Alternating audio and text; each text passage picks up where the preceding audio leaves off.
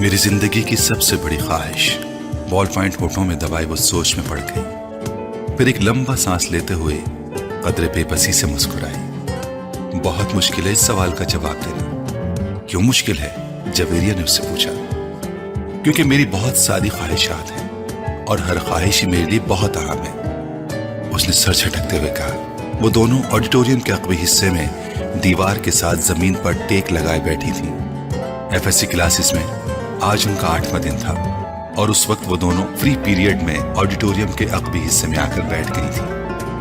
نمکین مونگ پھلی کے دانوں کو ایک ایک کر کے کھاتے ہوئے جویریہ نے اس سے پوچھا. تمہاری زندگی کی سب سے بڑی خواہش کیا ہے امامہ؟ امامہ نے قدر حیرانی سے اسے دیکھا اور سوچ میں پڑ گئی. پہلے تم بتاؤ تمہاری زندگی کی سب سے بڑی خواہش کیا ہے؟ امامہ نے جواب دینے کے بجائے الٹا سوال کر دیا. پہلے میں نے پوچھا ہے, تمہیں پہلے جواب دینا چاہیے. جویریہ نے گردن ہلائی. اچھا ٹھیک ہے, مجھے اور سوچنے دو. امامہ نے فوراً ہار مانتے ہوئے کہا. میری زندگی کی سب سے بڑی خواہش. وہ بڑبڑائی. ایک خواہش تو یہ ہے کہ میری زندگی بہت لمبی ہو. اس نے کہا. کیوں؟ جویریہ ہنسی. بس 50-60 سال کی زندگی مجھے بڑی چھوٹی لگتی ہے. کم سے کم 100 سال تو ملنے چاہیے انسان کو دنیا میں, اور پھر میں اتنا سب کچھ کرنا چاہتی ہوں. اگر جلدی مر جاؤں گی تو پھر میری زندگی کی ساری خواہشات ادھوری رہ جائیں گی. اس نے مونگ پھلی کا ایک دانہ منہ میں ڈالتے ہوئے کہا. اچھا اور؟ جویریہ نے کہا. اور یہ کہ میں ملک کی سب سے بڑی ڈاکٹر بننا چاہتی ہوں, سب سے اچھی آئی اسپیشلسٹ. میں چاہتی ہوں کہ جب پاکستان میں آئی سرجری کی تاریخ لکھی جائے تو اس میں میرا نام ٹاپ آف دا لسٹ ہو. اس نے مسکراتے ہوئے آسمان کو دیکھا. اچھا, اور اگر کبھی تم ڈاکٹر نہ بن سکی تو؟ جویریہ نے کہا. آخر یہ میرٹ اور قسمت کی بات ہے. ایسا ممکن ہی نہیں ہے. میں اتنی محنت کر رہی ہوں کہ میرٹ پر ہر صورت آؤں گی. پھر میرے والدین کے پاس اتنا پیسہ ہے کہ میں اگر یہاں کسی میڈیکل کالج میں نہ جا سکی تو وہ مجھے بیرون ملک بھجوا دیں گے. پھر بھی اگر کبھی ایسا ہو کہ تم ڈاکٹر نہ بن سکو تو؟ ہو ہی نہیں سکتا. یہ میری زندگی کی سب سے بڑی خواہش ہے اور میں اس پروفیشن کے لیے سب کچھ چھوڑ سکتی ہوں. یہ میرا خواب ہے اور خوابوں کا بھلا کیسے چھوڑا جا سکتا ہے؟ امپاسبل. امامہ نے قطعی انداز میں سر ہلاتے ہوئے ہتھیلی پر رکھے دانوں میں سے ایک اور دانہ منہ میں ڈالا. زندگی میں کچھ بھی ناممکن نہیں ہو سکتا. کبھی بھی کچھ بھی ہو سکتا ہے. فرض کرو کہ تم ڈاکٹر نہیں بن پاتی تو پھر تم کیا کرو گے؟ کیسے ریئیکٹ کرو گے؟ امامہ اب سوچ میں پڑ گئی. پہلے تو میں بہت روں گی, بہت ہی زیادہ, کئی دن, اور پھر میں مر جاؤں گی. جویریہ بے اختیار ہنسی. اور ابھی کچھ دیر پہلے تو تم کہہ رہی تھی کہ تم لمبی زندگی چاہتی ہو, اور ابھی تم کہہ رہی ہو کہ تم مر جاؤ گی. ہاں تو پھر زندہ رہ کر کیا کروں گی؟ سارے پلانز ہی میرے میڈیکل کے حوالے سے ہیں, اور یہ چیز زندگی سے نکل گئی تو پھر باقی رہے گا کیا؟ یعنی تمہاری ایک بڑی خواہش دوسری بڑی خواہش کو ختم کر دے گی. تم یہی سمجھ لو. تو پھر اس کا مطلب تو یہی ہوا کہ تمہاری سب سے بڑی خواہش ڈاکٹر بننا ہے, لمبی زندگی پانا نہیں. تم کہہ سکتی ہو. اچھا, اگر تم ڈاکٹر نہ بن سکی تو پھر مرو گی کیسے؟ خودکشی کرو گی یا طبعی موت؟ جویریہ نے بڑی دلچسپی سے پوچھا. طبعی موت ہی مروں گی, خودکشی تو کر ہی نہیں سکتی. امامہ نے لاپرواہی سے کہا. اور اگر تمہیں طبعی موت نہ آ سکی تو؟ میرا مطلب ہے جلد نہ آئی تو پھر تم ڈاکٹر نہ بننے کے باوجود بھی لمبی زندگی گزارو گی؟ نہیں, مجھے پتا ہے کہ اگر میں ڈاکٹر نہ بنی تو پھر بہت جلد مر جاؤں گی. مجھے اتنا دکھ ہوگا کہ میں تو زندہ رہ ہی نہیں سکوں گی. وہ یقین سے بولی. تم جس قدر خوش مزاج ہو, میں کبھی یقین نہیں کر سکتی کہ تم کبھی اتنی دکھی ہو سکتی ہو کہ رو رو کر مر جاؤ, اور وہ بھی صرف اس لیے کہ تم ڈاکٹر نہیں بن سکی. لگ فنی. جویریہ نے اس بار اس کا مذاق اڑانے والے انداز میں کہا. تم اب میری بات چھوڑو, اپنی بات کرو. تمہاری زندگی کی سب سے بڑی خواہش کیا ہے؟ امامہ نے موضوع بدلتے ہوئے کہا. رہنے دو. کیوں رہنے دو؟ بتاؤ نا, تمہیں برا لگے گا. جویریہ نے کچھ ہچکچاتے ہوئے کہا. امامہ نے گردن موڑ کر حیرانی سے کہا. مجھے کیوں برا لگے گا؟ جویریہ خاموش رہی. ایسی کیا بات ہے جو مجھے بری لگے گی؟ امامہ نے اپنا سوال دہرایا. بری لگے گی, جویریہ نے مدھم آواز میں کہا. आखिर तुम्हारी जिंदगी की सबसे बड़ी ख्वाहिश का मेरी जिंदगी से क्या ताल्लुक है कि मैं इस पर बुरा मानूंगी? इमामा ने इस बार कदरे उलझे हुए अंदाज से पूछा।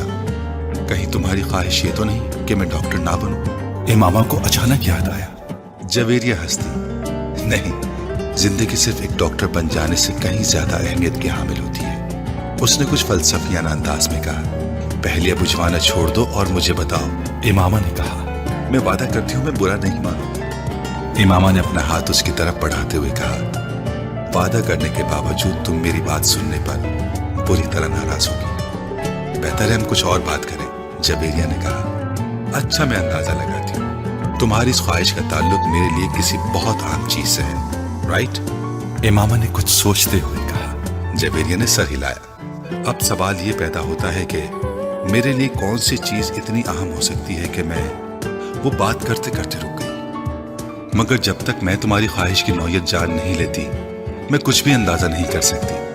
बता दो जवेरिया, प्लीज। अब तो मुझे बहुत ही ज्यादा तजस्सुस हो रहा है। उसने मिन्नत की।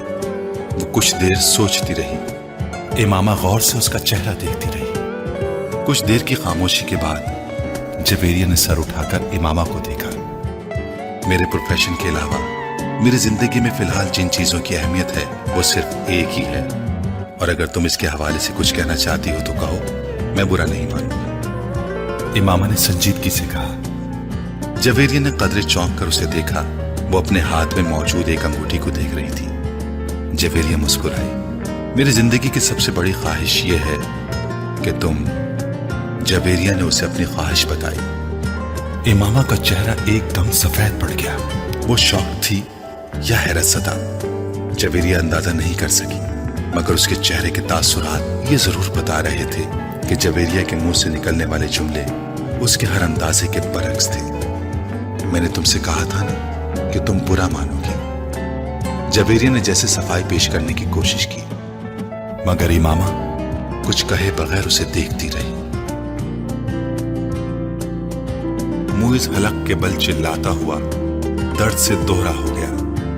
उसके दोनों हाथ अपने पेट पर थे। उसके सामने खड़े 12 साला लड़के ने अपनी फटी हुई टी शर्ट की आस्तीन से अपनी नाक से बहता खून साफ किया और हाथ में पकड़े हुए टेनिस रैकेट को एक बार फिर पूरी कुव्वत से मुइज की टांग पर दे मारा। मुइज के हलक से एक बार फिर चीख निकली और वो इस बार सीधा हो गया। कुछ बेयकीनी के आलम में उसने खुद से 2 साल छोटे भाई को देखा, जो अब बगैर किसी लिहाज और मुरव्वत के उसे इस रैकेट से पीट रहा था, जो मुइज कुछ देर पहले उसे पीटने के लिए लेकर आया था। इस हफ्ते में उन दोनों के दरमियान होने वाला ये तीसरा झगड़ा था, और तीनों बार झगड़ा शुरू करने वाला उसका छोटा भाई था।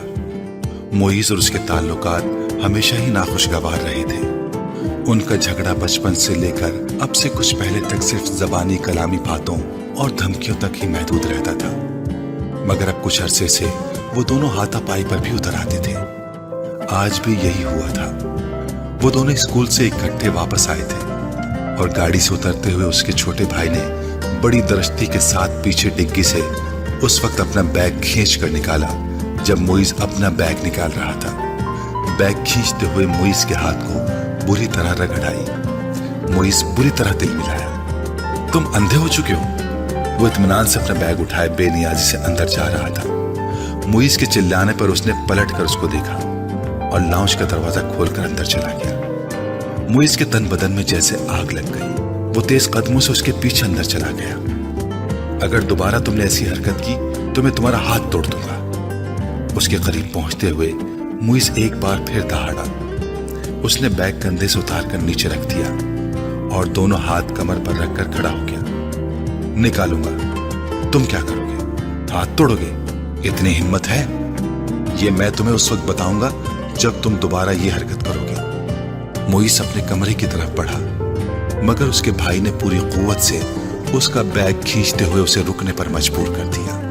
नहीं, तुम मुझे अभी बताओ। उसने मुइज का बैग उठाकर दूर फेंक दिया। मुइज का चेहरा सुर्ख हो गया। उसने जमीन पर पड़ा हुआ अपने भाई का बैग उठाकर दूर उछाल दिया।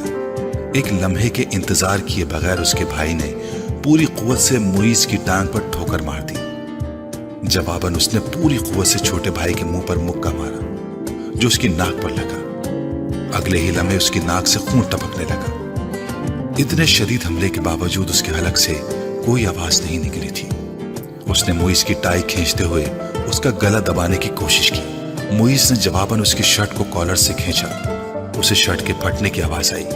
उसने पूरी कुव्वत से अपने छोटे भाई के पेट में मुक्का मारा। उसके भाई के हाथ से उसकी टाई निकल गई। ठहरो, मैं तुम्हें अब तुम्हारा हाथ तोड़कर दिखाता हूं। मुइज ने उसे गालियां देते हुए लाउंज के कोने में पड़े हुए एक रैकेट को उठा लिया। अपने छोटे भाई को मारने की कोशिश की, मगर अगले ही लम्हे रैकेट उसके भाई के हाथ में था। उसने पूरी कुव्वत से घुमाकर इतनी बर्क रफ्तारी के साथ उस रैकेट को मुइज के पेट पर मारा कि वो संभल या खुद को बचा भी ना सका। उसने यके बाद दीगरे उसकी कमर और टांग पर रैकेट बरसा दिए। अंदर से उन दोनों का बड़ा भाई इश्तिआल के आलम में बाहर लाउंज में आ गया। क्या तकलीफ है तुम दोनों को? घर में आते ही हंगामा शुरू कर देते हो। उसको देखते ही छोटे भाई ने उठा हुआ रैकेट नीचे कर लिया था। और तुम्हें शर्म नहीं आती अपने बड़े भाई को मारते हो? उसकी नजर अब उसके हाथ में पकड़े रैकेट पर गई। नहीं आती, उसने बड़ी ढिठाई के साथ कहते हुए रैकेट एक तरफ उछाल दिया और बड़ी बेखौफी से कुछ फासले पर पड़ा हुआ अपना बैग उठाकर अंदर जाने लगा। मुइज ने बुलंद आवाज में सीढ़ियां चढ़ते हुए अपने छोटे भाई से कहा, तुमको इसका खमियाजा भुगतना पड़ेगा। वो अभी तक अपनी टांग सहला रहा था। Sure, why not? एक अजीब सी मुस्कुराहट के साथ सीढ़ियों के आखिरी सिरे पर रुककर उसने मुइज से कहा, अगली बार तुम बैट लेकर आना। टेनिस रैकेट से कुछ मजा नहीं आया, तुम्हारी कोई हड्डी नहीं टूटी। मुइज को इश्तियाल आ गया, तुम अपनी नाक संभालो, वो यकीनन टूट गई होगी। मुइज गुस्से के आलम में सीढ़ियों को देखता रहा जहां कुछ देर पहले वो खड़ा था।